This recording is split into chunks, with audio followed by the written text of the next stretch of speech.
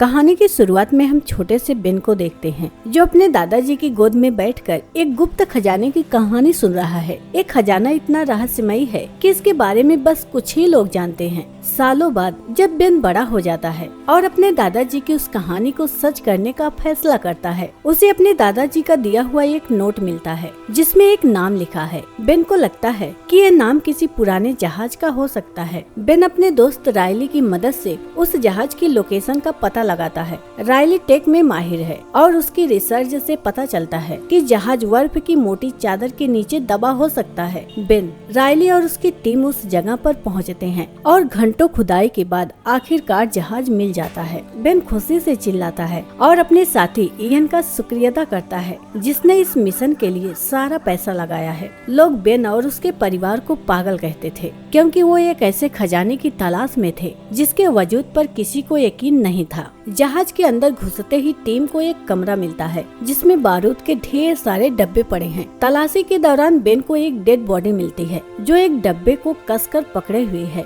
उस डब्बे में एक पैकेज होता है और पैकेज के अंदर एक पाइप। बेन सोच में पड़ जाता है कि इस पाइप में ऐसा क्या खास है कि कोई इसके लिए अपनी जान दे दे। तभी उसे पाइप पर कुछ लिखा हुआ दिखता है। उसने अपने खून से उस लेख को पढ़ने की कोशिश की और समझ गया कि ये एक नया सुराग है। इयन को ये बात बिल्कुल पसंद नहीं आती। इतना पैसा और मेहनत लगाने के बाद भी सिर्फ एक सुराग। वो गुस्से में आग बबूला हो जाता है, लेकिन बेन उस सुराग की पहेली सुलझा लेता है। वो बताता है कि ये कोई अदृश्य नक्शे की ओर इशारा करता है जो अमेरिका के सबसे अहम दस्तावेज डिक्लेरेशन ऑफ इंडिपेंडेंस के पीछे छिपा है। बेन कहता है कि इस दस्तावेज तक पहुंचना नामुमकिन है। इयन तुरंत बोल पड़ता है तो चुरा लेते हैं। बेन इसका सख्त विरोध करता है और कहता है मैं ऐसा नहीं होने दूंगा। इयन गुस्से में अपने आदमी सो को बेन पर बंदूक तानने को ऑर्डर देता है, लेकिन उसे ये भी पता है कि बेन के बिना आगे की पहेलियां सुलझाना मुश्किल है। इसलिए वो बेन के दोस्त रायली को जान से मारने की धमकी देता है। हालात बिगड़ते देख बेन एक फ्लेयर स्टिक जलाता है और चेतावनी देता है कि अगर सब शांत नहीं हुए तो इसे बारूद पर फेंक देगा। सबको लगता है कि वो ब्लफ कर रहा है, लेकिन बेन सचमुच फ्लेयर फेंक देता है। इयन उसे पकड़ लेता है, लेकिन उसके हाथ पर बारूद लगा होता है। अचानक उसके हाथ में आग लग जाती है और फ्लेयर बारूद पर घिस जाता है। बारूद की वजह से जहाज में धमाका होने वाला होता है। इयन और सो भाग निकलते हैं, लेकिन बेन और रायली को अंदर ही छोड़ जाते हैं। तभी बेन को एक गुप्त दरवाजा मिलता है जिससे वो और रायली बच निकलते हैं। जहाज पूरी तरह तबाह हो जाता है और इयन को लगता है कि बेन और रायली मर चुके हैं। शहर लौटने के बाद बेन और रायली FBI हेडक्वार्टर्स जाते हैं और टिप देते हैं कि कोई जल्द ही डिक्लेरेशन ऑफ इंडिपेंडेंस चुराने वाला है, लेकिन FBI उनकी बात पर यकीन नहीं करती। फिर वो दोनों नेशनल आर्काइव्स म्यूजियम पहुंचते हैं जहां वो दस्तावेज रखा होता है। वहां की डायरेक्टर एबिगेल से मिलने की कोशिश करते हैं और बताते हैं कि दस्तावेज के पीछे एक नक्शा छिपा है। एबिगेल उनकी बात को मजाक समझकर टाल देती है। म्यूजियम से निकलते वक्त बेन और रायली उस दस्तावेज को देखते हैं। तभी बेन कहता है हमें इसे चुराना होगा वरना इयन इसे हथिया लेगा। रायली हैरान होकर कहता है पागल हो गया है, यहाँ की सिक्योरिटी देखी है। वो बेन को लाइब्रेरी ले जाकर समझाता है कि दस्तावेज कितनी टाइट सिक्योरिटी में है, लेकिन बेन का प्लान है कि वो ऐसा कुछ करे कि म्यूजियम वाले दस्तावेज को प्रिजर्वेशन रूम में शिफ्ट कर दे जहाँ सिक्योरिटी कम है। रायली को भरोसा नहीं, लेकिन वो बेन का साथ देता है। उन्हें एबिगेल के फिंगरप्रिंट और प्रिजर्वेशन रूम के कोड चाहिए। बेन एबिगेल को एक गिफ्ट भेजता है जिसमें स्पेशल केमिकल लगा होता है। जब वो गिफ्ट का बटन दबाएगी तो उसके फिंगरप्रिंट रह जाएंगे। शुरुआत में सब कुछ प्लान के मुताबिक चलता है। दूसरी तरफ इयन भी अपने आदमियों के साथ म्यूजियम पर हमला करने की तैयारी कर रहा है। वो डांस पार्टी वाले दिन अंडरग्राउंड टनल से बिल्डिंग में घुसने का प्लान बनाता है। पार्टी वाले दिन दस्तावेज प्रिजर्वेशन रूम में शिफ्ट हो जाता है। बेन स्टाफ का भेष बनाकर बिल्डिंग में घुसता है। वो कपड़े बदलकर एबिगेल से मिलता है और झूठ बोलता है कि उसने म्यूजियम को बड़ा डोनेशन दिया है। मौका देखकर वो एबिगेल का शैंपेन ग्लास चुरा लेता है जिस पर उसके फिंगरप्रिंट है। उधर इयन और उसके आदमी भी म्यूजियम पहुंच जाते हैं। बेन प्रिजर्वेशन रूम में पहुंचता है, लेकिन रायली का कमरा एक्सेस इयन के आदमी ब्लॉक कर लेते हैं। बेन दस्तावेज को फ्रेम समेत लिफ्ट से नीचे जाने का फैसला करता है। बाहर निकलते ही इयन उसे देख लेता है और हैरान हो जाता है क्योंकि उसे लगता था कि बेन मर चुका है। इयन के आदमी बेन पर गोलियां चलाते हैं, लेकिन बेन दस्तावेज को ढाल बनाता है जिसके बुलेट प्रूफ ग्लास से वो बच जाता है। बेन लिफ्ट में घुसकर दस्तावेज को प्रोटेक्टिव कवर से निकालता है। बेन म्यूजियम के स्टोर में छुपता है, लेकिन बाहर निकलते वक्त कैशियर उसे दस्तावेज की कॉपी चुराने का शक करती है जो स्टोर में बिक रही थी। वो पेमेंट मांगती है वरना सिक्योरिटी बुलाने की धमकी देती है। बेन के पास कैश नहीं होता, वो कार्ड से पेमेंट कर देता है। बाहर निकलते वक्त एबिगेल उसे देख लेती है और पीछा करती है। बेन दस्तावेज को रायली की बैन में डालता है, तभी एबिगेल उसे पकड़ लेती है और चिल्लाने लगती है। बेन चुपके से दस्तावेज उसे वापस दे देता है, लेकिन एबिगेल पुलिस बुलाने लगती है। इयन एबिगेल को दस्तावेज के साथ देख लेता है और अपने आदमियों को उसके पीछे भेजता है। बेन एबिगेल को बचाने की कोशिश करता है, लेकिन इयन के आदमी उसे पकड़ लेते हैं। म्यूजियम गार्ड्स को चोरी का पता चलता है और पूरा म्यूजियम लॉकडाउन हो जाता है। FBI बुला ली जाती है। इयन की बैन में एबिगेल दस्तावेज देने से इनकार करती है। तभी बेन का ड्राइवर अचानक ब्रेक मारता है और एबिगेल भागने की कोशिश करती है, लेकिन बेन के दरवाजे से लटक जाती है। बेन और रायली उसका पीछा करते हैं। आखिरकार बेन एबिगेल को अपनी बैन में खींच लेता है। इयन को जब दस्तावेज मिलता है तो पता चलता है कि वो नकली है। बेन ने चकमा देकर असली दस्तावेज अपने पास रखा था। वो बताता है कि उसने स्टोर से नकली कॉपी भी खरीदी थी ताकि असली दस्तावेज सेफ रहे। एबिगेल गुस्से में है, लेकिन बेन समझाता है कि उसने चोरी सिर्फ इसलिए की ताकि इयन दस्तावेज ना चुरा ले। दस्तावेज के पीछे नक्शा ढूंढने के लिए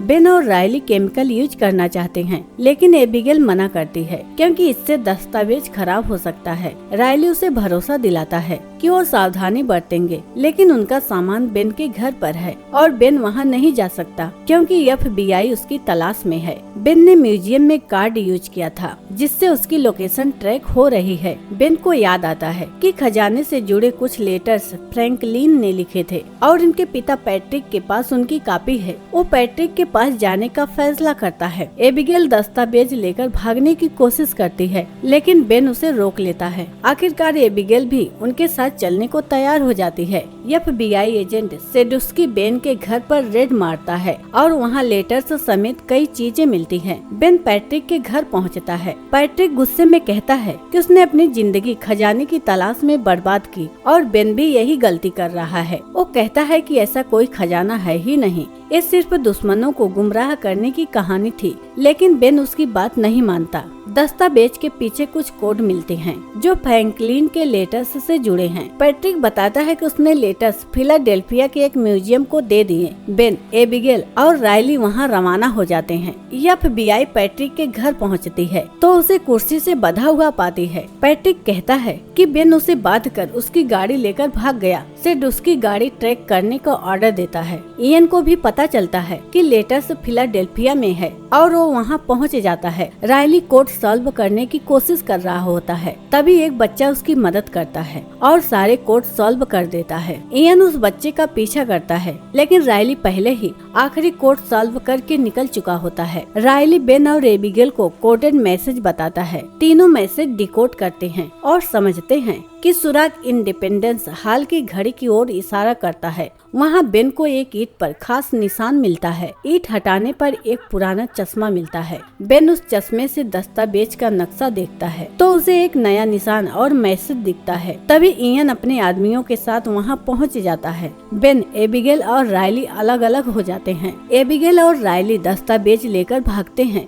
लेकिन इयन उससे दस्तावेज छीन लेता है। वो बेन को फोन करके बताते हैं। बेन गाड़ी के पास निकलने को कहता है, लेकिन FBI वहाँ पहले पहुंचकर बेन को अरेस्ट कर लेती है। एबिगेल और रायली चुपके से भाग निकलते हैं। बेन सेडुस्की को पूरी कहानी बताता है। तभी इयन का कॉल आता है। वो बेन को चश्मे लेकर पब्लिक प्लेस पर मिलने को कहता है और धमकी देता है कि अगर FBI को कुछ बताया तो वो उसके दोस्तों को मार देगा।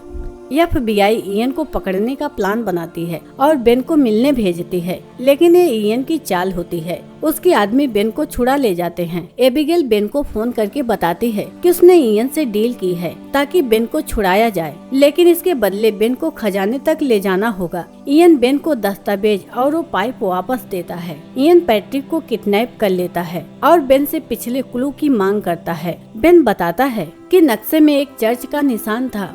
तीनों चर्च पहुंचते हैं। बेन चश्मे से नक्शा देखता है और एक नया सुराग मिलता है। एक अजीब सा नाम था। वो समझते हैं कि ये चर्च के नीचे दफनाने वाली जगह से जुड़ा है। इयन और उसके आदमी नीचे जाते हैं। पैट्रिक बेन को चुपके से कहता है कि इयन से छुटकारा पाने का तरीका ढूंढना होगा, वरना वो उन्हें मार देगा। नाम ढूंढकर वो दीवार तोड़ते हैं, जिसके पीछे एक सुरंग होती है। सुरंग में एक पुरानी जगह मिलती है, जहाँ लकड़ी की सीढ़ियाँ और एक लिफ्ट है। पैट्रिक चेतावनी देता है कि सीढ़ियाँ टूट सकती है, लेकिन इयन जबरदस्ती सबको नीचे भेजता है। सीढ़ियाँ टूट जाती है और सो नीचे गिरकर मर जाता है। बाकी लोग लिफ्ट पर कूदकर बचते हैं। लिफ्ट उन्हें एक खाली कमरे में ले जाती है। इयन बेन से खजाना मांगता है। बेन कहता है कि उसे कुछ नहीं पता। पैट्रिक कहता है कि अगला सुरंग लालटेन में है और ऐसी ही लालटेन बोस्टन के चर्च में भी है। इयन उन्हें छोड़कर चला जाता है। बेन और पैट्रिक बताते हैं कि लालटेन वाला क्लू झूठ था। वो एक नया क्लू ढूंढते हैं जो उन्हें एक नए कमरे में ले जाता है। कमरे में ऐसा लगता है कि कोई उनसे पहले आ चुका था। बेन उदास होकर कहता है कि शायद पापा सही थे, कोई खजाना नहीं है। लेकिन वो हार नहीं मानता। उसे कुछ ताले मिलते हैं, जिनमें से एक का आकार पाइप जैसा है। बेन पाइप से ताला खोलता है और एक सीक्रेट रूम खुलता है। अंदर खजाना होता है। पुरानी किताबें, गोल्ड कॉइन्स, ज्वेलरी और एंटीक आइटम्स सब खुशी से झूम उठते हैं। बाहर निकलकर बेन एक आदमी से फोन मांगकर सेडुस्की को कॉल करता है। सेडुस्की खजाना देखकर हैरान रह जाता है। बेन कुछ शर्तें रखता है। एबिगेल पर कोई एक्शन नहीं। खजाने का क्रेडिट उसे और उसके परिवार को, रायली को हिस्सा, और वो जेल ना जाए। सेडुस्की मान जाता है। इयन को बोस्टन की चर्च में पकड़ लिया जाता है। खजाना म्यूजियम्स में भेज दिया जाता है। एक दिन सब मस्ती कर रहे होते हैं, लेकिन रायली गुस्से में कहता है कि बेन ने सरकार को पैसा क्यों ठुकराया। बेन हंसता है और कुछ नहीं कहता। रायली अपनी नई कार में बैठता है, जिससे पता चलता है कि उसे अच्छा पैसा मिला। बाद में पता चलता है कि बेन और एबिगेल की शादी हो गई और वो अपने नए घर में खुशी खुशी रह रहे हैं। दोस्तों, कहानी अच्छी लगी हो तो वीडियो को लाइक कीजिए और चैनल को सब्सक्राइब कर लीजिए। मिलते हैं अगली वीडियो में और कमेंट करिए। तब तक के लिए टेक केयर।